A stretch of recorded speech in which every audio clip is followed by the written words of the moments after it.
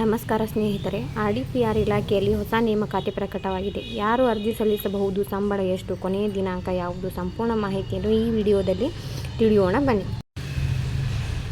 RDPR recruitment ಅಂತ ತೋರಿಸುತ್ತೆ. ಗ್ರಾಮೀಣ ಅಭಿವೃದ್ಧಿ ಮತ್ತು ಪಂಚಾಯತ್ ರಾಜ್ ಇಲಾಖೆಯಲ್ಲಿ ಏನು ಮಾಡ್ಯಾರ, ನೋಟಿಫಿಕೇಶನ್ ಕರೆದಾರ.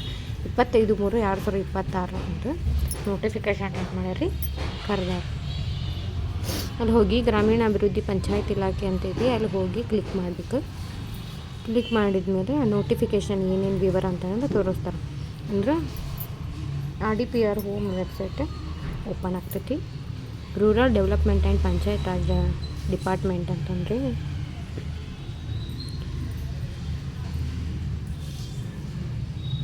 ಆಮೇಲೆ ಮಹಾತ್ಮ ಗಾಂಧಿ ನರೇಗಾ ಸಾಮಾಜಿಕ ಪರಿಶೋಧನಾ ಸಂಘದ ಕೇಂದ್ರ ಕಚೇರಿಯ ಖಾಲಿ ಹುದ್ದೆಗಳ ಗುತ್ತಿಗೆ ಆಧಾರದ ನೇಮಕಾತಿಗಾಗಿ ಅರ್ಜಿ ಆಹ್ವಾನ ಪ್ರಕಟಣೆ ಮಾಡ್ಯಾರ. ಯಾವಾಗ ಮಾಡ್ಯಾರ ಅಂತಂದ್ರೆ 8/6/2026 ಮಾಡ್ಯಾರ. ನೋಟಿಫಿಕೇಶನ್ ಅಂತ ಇರ್ತೈತಿ, ಅಲ್ಲಿ ಹೋಗಿ ಕ್ಲಿಕ್ ಮಾಡಿದ ಮೇಲೆ ಇಲ್ಲಿ ನೋಡ್ರಿ, ಸಾಮಾಜಿಕ ಪರಿಶೋಧನಾ ನಿರ್ದೇಶನಾಲಯ, ಮಹಾತ್ಮ ಗಾಂಧಿ ರಾಷ್ಟ್ರೀಯ ಗ್ರಾಮೀಣ ಉದ್ಯೋಗ ಖಾತರಿ ಯೋಜನೆ, ಗ್ರಾಮೀಣ ಅಭಿವೃದ್ಧಿ ಮತ್ತು ಪಂಚಾಯತ್ ರಾಜ್ ಇಲಾಖೆ ಅಂತ ಅನ್ಕೊತಾರೆ.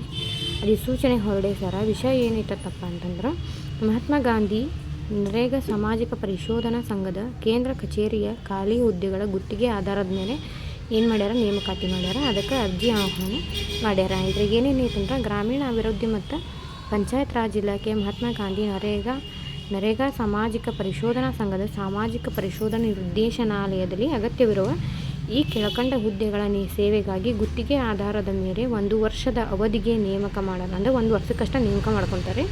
ಅರ್ಜಿಗಳನ್ನು ಆಹ್ವಾನಿಸಲಾಗಿದೆ ಅಂತ ಹೇಳಿ ಐತ್ರಿ. ಇದ್ರೊಳಗೆ ಇಲ್ಲಿ ಯಾವ್ಯಾವ ಹುದ್ದೆ ಅಂತ ಹೇಳಲ್ಲ, ಡೀಟೇಲ್ಸ್ ಕೊಟ್ಟಾರ. ಹುದ್ದೆ ಅಂದರೆ ವ್ಯವಸ್ಥಾಪಕರ ಹುದ್ದೆಗೆ ನೀವೇನಾರ ಹಾಕಬೇಕಿತ್ತಂತಾರೆ, ಅದು ಒಂದು ಹುದ್ದೆ ಐತಿ. ಅದಕ್ಕೇನೇ ವಯೋಮಿತಿ ಏನು ಬೇಕಂತಂದ್ರೆ, ನೇರ ನೇಮಕಾತಿ ಅಭ್ಯರ್ಥಿಗೆ ಕನಿಷ್ಠ 21 ವರ್ಷ ಹಾಗೂ ಗರಿಷ್ಠ 40 ವರ್ಷ ಆಗುತ್ತೆ. ಗರಿಷ್ಠ 40 ವರ್ಷ ನಿವೃತ್ತ ನೌಕರರಿಗೆ, ಕನಿಷ್ಠ 60 ವರ್ಷ, ಗರಿಷ್ಠ 62 ವರ್ಷ ಅಂತೈತಿ. 5 ವರ್ಷ ಏನಾಗಿರ್ಬೇಕು, ಸಿಬ್ಬಂದಿ ನಿರ್ವಹಣೆ ಆಡಳಿತ ಶಾಖೆ ಮೇಲ್ವಿಚಾರಣೆ ಕೆಲಸ ನಿರ್ವಹಿಸಿದ ಅನುಭವ ಇರಬೇಕು ಮತ್ತು ಕಂಪ್ಯೂಟರ್ ಜ್ಞಾನ ಅಂತ ಏನು ಮಾಡಬೇಕು, ಹೊಂದಿರಬೇಕಾಗಿರ್ತೈತಿ ಅಂತಂದರೆ ಐತೆ. ಇದು ಮಾಸಿಕ ಸಂಚಿತ ವೇತನ ಎಷ್ಟೈತೆ ಅಂತಂದ್ರೆ 28,000 ರೂಪಾಯಿ ಐತೆ ನೋಡಿರಿ. ಪ್ರಥಮ ದರ್ಜೆ ಸಹಾಯಕರ ಅಂತಂದು ಒಂದು ಹುದ್ದೆ ಐತಿ. ಅಂದರೆ FDA 40 ವರ್ಷ ಅಥವಾ ಸರ್ಕಾರಿ ಸೇವೆಯಿಂದ ನಿವೃತ್ತರಾದವರಿಗೆ ಗರಿಷ್ಠ 62 ವರ್ಷ ಆಗಿರ್ಬೇಕಂತ. ಅಂಗೀಕೃತ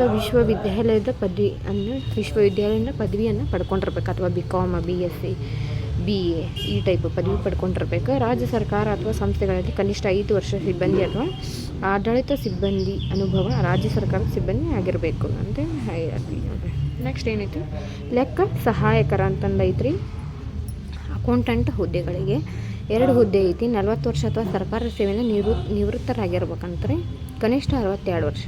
ವಿದ್ಯಾರ್ಥಿ ಏನು ಕೇಳ್ಯಾರ ಅಂತಂದ್ರೆ, ಅಂಗೀಕೃತ ವಿಶ್ವವಿದ್ಯಾಲಯದ ಪದವಿಯನ್ನು ಹೊಂದಿರಬೇಕು ಅಂತಂದ್ರೆ ಯಾವುದೇ ಒಂದು ಪದವಿ, BSc, BCom, BA ಯಾವುದೇ ಒಂದು ಪದವಿಯನ್ನು ಹೊಂದಿರಬಹುದು ಅಂತಂದು ಹೇಳ್ಯಾರ. ಈ ನೋಂದಾಯಿತ ಸಂಘ ಸಂಸ್ಥೆಗಳಲ್ಲಿ ಕನಿಷ್ಠ 5 ವರ್ಷ ಲೆಕ್ಕ ನಿರ್ವಹಣಾ ಅನುಭವ ಇರಬೇಕು ಅಂತಂದು ಹೇಳ್ಯಾರ.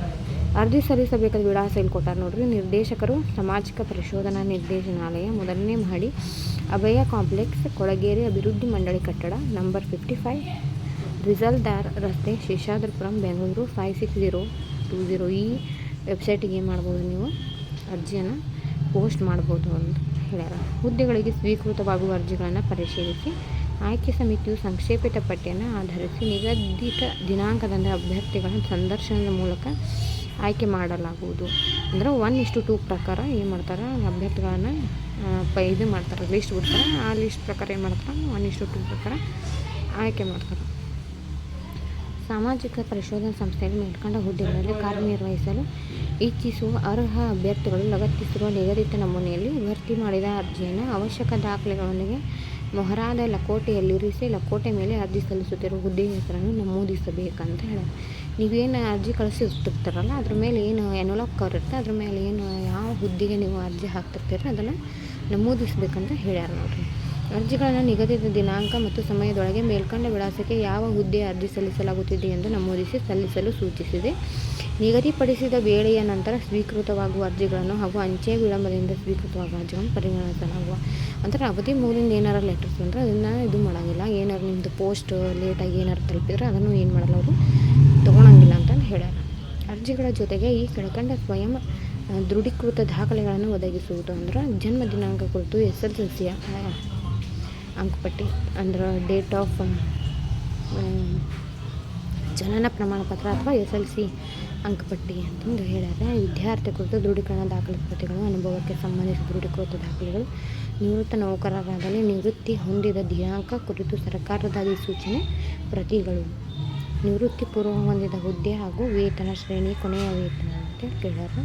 ನೇಮಕಾತಿ ವೇಳಾಪಟ್ಟಿ ಕೆಳಕಂಡು ಅಂತ ಐತೆ ನೋಡ್ರಿ. ಅರ್ಜಿ ಆಹ್ವಾನ ಯಾವಾಗ ಪ್ರಕರಣ ಮಾಡ್ಯಾರ ಅಂತಂದ್ರೆ 10/6/2020 ಪೂರಕ ದಾಖಲೆಗಳನ್ನು ಅರ್ಜಿ ಸಲ್ಲಿಸುವ ಅಂತಿಮ ದಿನಾಂಕ ಯಾವಾಗ ಇದು ಮುಗಿತೈತೆ ಅಂತಂದ್ರೆ 30/6/2026 ಒಳಗೆ ನೀವೇನು ಮಾಡ್ಬೇಕು, ಅರ್ಜಿಯನ್ನು ಹಾಕಬೇಕಾಗಿದೆ. ಸಂದರ್ಶನ ಏನು ಮಾಡಿದ್ರೆ ಸಂಸ್ಥೆಯ ವೆಬ್ಸೈಟ್ನಲ್ಲಿ ಏನು ಮಾಡ್ತಾರೆ, ಏನು ವೆಬ್ಸೈಟ್ ಅತ್ತಲ್ರಿ ಅದ್ರಾಗ ಏನು ಮಾಡ್ತಾರೆ ಬಿಟ್ಟಿರ್ತಾರೆ. ಅದ್ರಾಗ ಹೋಗಿ ನಾವು ನೋಡಿ ಅದ್ರಾಗ ನಮ್ದು ಏನಾರ ಲಿಸ್ಟ್ ಇದ್ರೆ ಲಿಸ್ಟ್ನಾಗ ಹೋಗಿ ಅದ್ರ ಮೇಲೆ ಸಂದರ್ಶನಕ್ಕೆ ಕರೀತಾರೆ ಅಂತ ಐತೆ ನೋಡ್ರಿ. ಇದು ಯಾರ್ಯಾರು ಇನ್ನೂ ನೀವು ಅರ್ಜಿಗಳನ್ನು ಹಾಕಿಲ್ಲ, ನೀವು ಹೋಗಿ ಕಂಪ್ಯೂಟರ್ ಸೆಂಟರ್ಗೆ ಹೋಗಿ ಅರ್ಜಿಗಳನ್ನು ಹಾಕ್ಬೋದಾಗಿದೆ ನೋಡ್ರಿ. ಸಾಮಾಜಿಕ ಪರಿಶೋಧನಾ ನಿರ್ದೇಶನಾಲಯದಲ್ಲಿ ಖಾಲಿ ಇರುವ ಗುತ್ತಿಗೆ ಆಧಾರದ ಲೆಕ್ಕ ಸಹಾಯಕ ಹುದ್ದೆ ನೇಮಕಾತಿಗಳಿಗೆ ಅರ್ಜಿ ನಮೂನೆ ಏನೇನು ಮಾಡ್ಯಾರ ಇದು ಎಲ್ಲ ಏನು ಮಾಡ್ಬೇಕ್ರಿ, ಫಿಲ್ಅಪ್ ಮಾಡಬೇಕು. ನೀವೇನು ಪೋಸ್ಟ್ ಮಾಡ್ತಾರಲ್ಲ, ನೀವು ಯಾವುದು ಪೋಸ್ಟಿಗೆ ಹಾಕತ್ತೀರ ಅಂದ್ರೆ ಲೆಕ್ಕ ಪರಿಶೋಧಕರು ಹಾಕತ್ತಿರೋ, ಏನು ಪ್ರಥಮ ದರ್ಜೆ ಸಹಾಯಕರ ಹಾಕತ್ತಿರೋ, ವ್ಯವಸ್ಥಾಪಕರಿಗೆ ಹಾಕತ್ತಿರೋ, ಅದು ಅರ್ಜಿ ಏನು ಮಾಡಬೇಕು ಫಿಲ್ ಮಾಡಿ ಅದಕ್ಕೆ ಸಂಬಂಧಪಟ್ಟ ದಾಖಲೆಗಳನ್ನು ಕೊಟ್ಟು ನೀವೇನು ಮಾಡ್ಬೋದು, ಅರ್ಜಿಗಳನ್ನು ಸಲ್ಲಿಸ್ಬೋದು. ಇದ್ರಾಗ ಇದು ನೋಡಿ, ಸಾಮಾಜಿಕ ಪರಿಶೋಧನಾ ನಿರ್ದೇಶನ ಖಾಲಿ ಇರುವ ಗುತ್ತಿಗೆ ಪ್ರಥಮ ದರ್ಜೆ ಸಹಾಯಕ ಹುದ್ದೆಗೆ ಏನಿದೆ ಅದಕ್ಕೆ ಹಾಕ್ಬೇಕಂತ ಅರ್ಜಿಗಳಿದೆ ನೋಡ್ರಿ. ಇದ್ರಾಗೆಲ್ಲ ಡೀಟೇಲ್ಸ್ ಕೊಟ್ಟಿರ್ತಾರೆ. ನೀವೆಲ್ಲ ಯಾರು ಇನ್ನೂ ಅರ್ಜಿಗಳನ್ನು ಹಾಕಿಲ್ಲ ಆದಷ್ಟು ಬೇಗ ಅರ್ಜಿಗಳನ್ನು ಸಲ್ಲಿಸಿ.